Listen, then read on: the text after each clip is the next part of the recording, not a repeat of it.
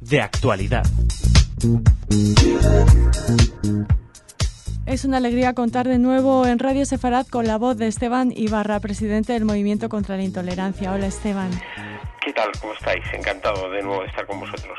Bueno, si me lo permites, vamos a empezar con una cita, esta entrevista, una cita que aparece en Apuntes Cívicos, uno de los materiales que nos propone tu movimiento para el estudio y la reflexión, que es: la tolerancia no ha provocado nunca ninguna guerra civil. La intolerancia ha cubierto la tierra de matanzas. Pues sí, es una cita de Voltaire y yo creo que nunca más lejana de la realidad, o sea, es todo lo contrario, es de una actualidad espectacular. Estamos rodeados de fanatismos, estamos rodeados de unas conductas y unas actitudes que rechazan la diversidad en todos los ámbitos, no solo del color de piel, sino también de orientación religiosa, de origen nacional, de orientación sexual. Se rechaza la diversidad y automáticamente, a partir de ese rechazo, se estimula el odio, se estimula el enfrentamiento, y ese es el camino de la intolerancia, un camino que nos conduce a lo peor del ser humano. En estos momentos se habla también mucho de crímenes de odio, y yo insisto siempre, hablar de crímenes de odio es tener siempre presente Auschwitz. Auschwitz es el elemento referencial más importante que tiene Europa para saber hasta dónde nos puede conducir esa intolerancia criminal a la que hace referencia esos apuntes cívicos. Hablábamos de ese camino hacia la intolerancia que en estos días ha tenido, digamos, 3 puntos muy marcados y que todos hemos seguido con gran interés. El primero de ellos, lo que ha sucedido con Matis Yao, ese intento de boicot, ese comportamiento, esa invitación al antisemitismo. Los detenidos que han sido recientemente una acción reciente de la policía española y la marroquí, y también las agresiones neonazis que estamos viviendo en estos días. Esteban, ¿te parece que empecemos hablando de Matis Yao? ¿Cuál ha sido vuestra labor en este asunto? Bueno, nosotros continuamente siempre intentamos tender puentes. Creo que fue muy discriminatorio la posición inicial cuando ya estaba contratado por parte del festival, aunque yo me tocaba además un día intervenir allí en Rototom, y las conversaciones que pude mantener con los organizadores, ellos reconocían que se habían equivocado plenamente, como así hicieron público en su comunicado.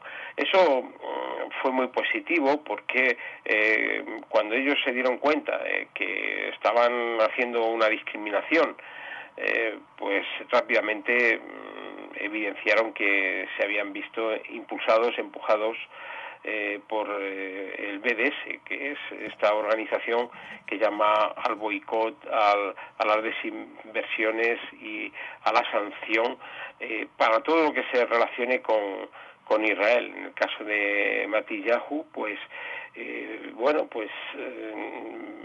un cantante, es un artista, y no se le respetaba la libertad de opinión, y además se le demonizó, se le criminalizó, y yo creo que fue bueno que rectificaran por parte de los organizadores del Rototom, aunque el BDS mantuvo el boicot. Bueno, luego dijeron que ellos habían desconvocado, pero pudimos ver cómo en el último momento pues un pequeño grupo que contrasta con las miles de personas que aplaudieron al artista, ¿no?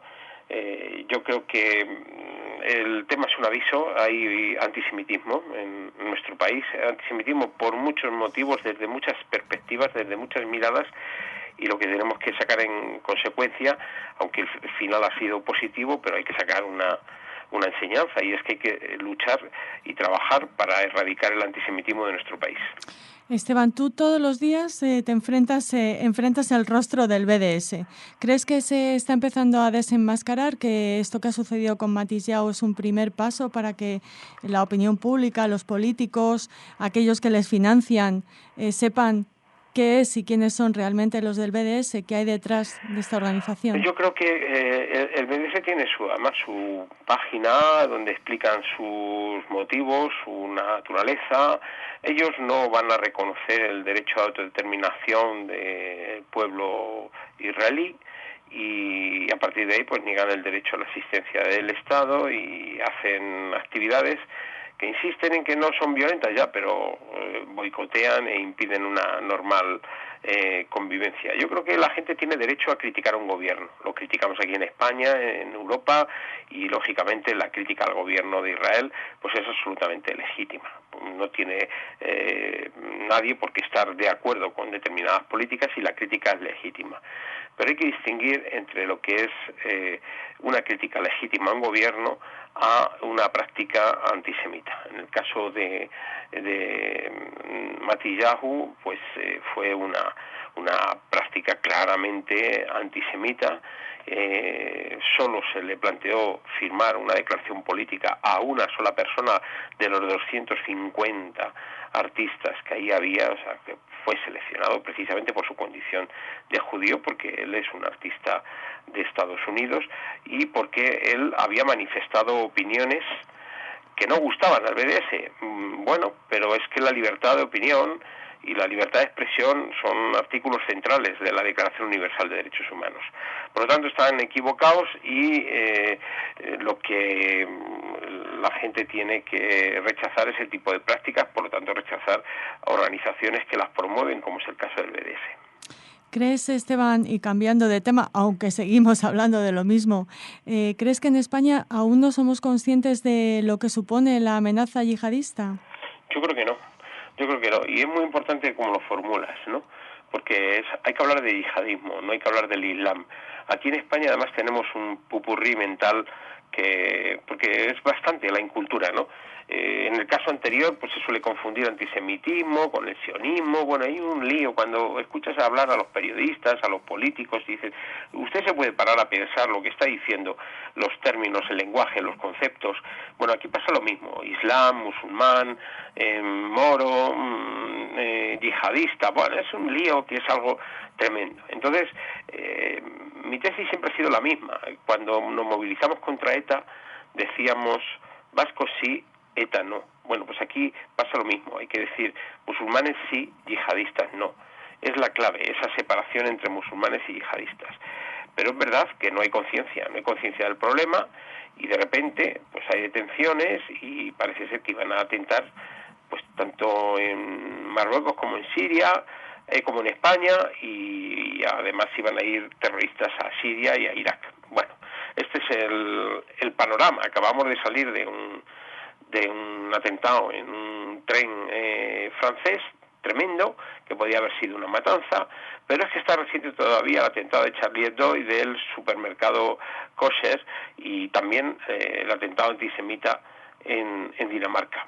Eso es lo que está pasando en estos momentos en Europa. No hay conciencia y, bueno, yo creo que aquí deberíamos de trabajar por evitar la radicalización hacia el extremismo y hacia situaciones de violencia.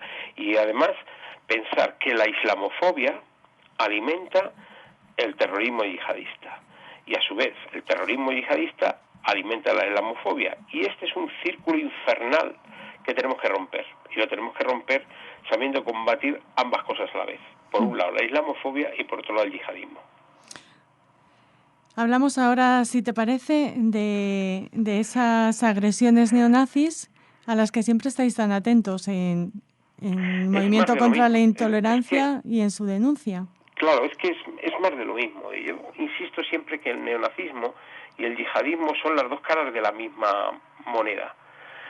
En estos momentos pues se está asistiendo a un crecimiento de la violencia neonazi en toda Europa. Lo estamos viendo en Alemania, cómo asaltan los albergues donde están atendiendo a refugiados, a inmigrantes que vienen precisamente huyendo del yihadismo en Siria y en Irak y en otros países, y aquí los están esperando los neonazis para quemarlos, que es lo que hicieron el otro día quemando el albergue de refugiados en Alemania.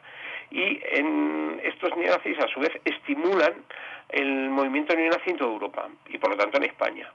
Y aquí en España pues estamos viendo cómo han elegido distintos objetivos. Uno de ellos, quemar vivo a un indigente en Sevilla. Ahora mismo ya está la Fiscalía de Delitos de Odio con el caso, y otros agredir a homosexuales en Madrid y en otras ciudades. Y estoy seguro que habrá más agresiones, pero de gente que no denuncia porque no sabe, porque tiene miedo, porque desconfía de las instituciones. Más agresiones, sobre todo, a inmigrantes, a africanos, a gente que en estos momentos pues tiene dificultad incluso para poder defender su presencia en nuestro país. Yo creo que el problema va a más. Estamos viviendo un momento difícil en Europa y esto debiera de prestarse atención, pero una atención global, o sea, fenomenológica, es decir, a todo el fenómeno. Hay que ver cómo unas cosas alimentan a otras y hay que ver cómo tenemos que encarar colectivamente desde las instituciones, pero también desde la sociedad civil. Hablabas de la acción judicial en el caso de estos ataques neonazis, y casi para terminar la entrevista volvemos al principio. ¿Te parece que la Fiscalía General del Estado tendría que actuar en el caso de Matilla? Tiene que ser más activa. Han creado 52 fiscalías de delitos de odio, pero a mí me gustaría que fueran mucho más activos y que además interpretaran bien el alcance de este problema, porque han de impulsar las investigaciones, no simplemente han de quedarse en una agresión. Ha habido una agresión, han pegado a una persona y se ha acabado. No, o han quemado a una persona y se ha acabado. No, a lo mejor detrás de esa agresión hay una organización que lo está estimulando, que lo está coordinando, que lo está impulsando, que lo está incitando, y hay que desarticular también la organización. Y para eso se necesitan investigaciones, se necesita una buena interpretación de los hechos, y eso es el cometido que tiene la Fiscalía de Delitos de Odio. Por eso se lo reclamamos, se lo pedimos insistentemente. Tómense en serio los delitos de odio, no banalicen, no les quiten importancia. No es un tema menor, es un tema que vivido como espiral nos puede llevar a las cotas de los máximos horrores. Y en el caso de Matillao, ¿crees que la Fiscalía General del Estado debería intervenir? Pues yo creo que la Fiscalía al menos debería abrir diligencias informativas especialmente dirigidas al BDS. Yo no creo que deba de emprender ningún tipo de acción con el Festival Rototón, porque su propio comunicado ellos dijeron que fueron víctimas de boicot, de presiones, de amenazas y de coacciones. Entonces lo que hay que saber separar la problemática y ir a quién causa ese boicot, esas presiones, esas amenazas y esas coacciones, y para eso tiene que abrir unas diligencias informativas y, una vez depuradas las responsabilidades, pues emprender las acciones querellables que sean pertinentes. Muy bien, Esteban, no sé si quieres añadir algo más antes de despedirnos. Bueno, mucho ánimo, necesitamos a Radio Sefarad, es un momento muy delicado, es un momento de poner en práctica la frase volteriana que has leído al principio. La tolerancia no ha generado ninguna guerra civil, la intolerancia ha sembrado el mundo de matanza. Bueno, pues entre todos podemos hacer que prevalezca la primera y ganar la segunda, que sabemos que es difícil, pero hay que trabajar por ello. Muchas gracias, Esteban Ibarra, presidente de Movimiento contra la Intolerancia. Gracias a vosotros, un abrazo. Thank you.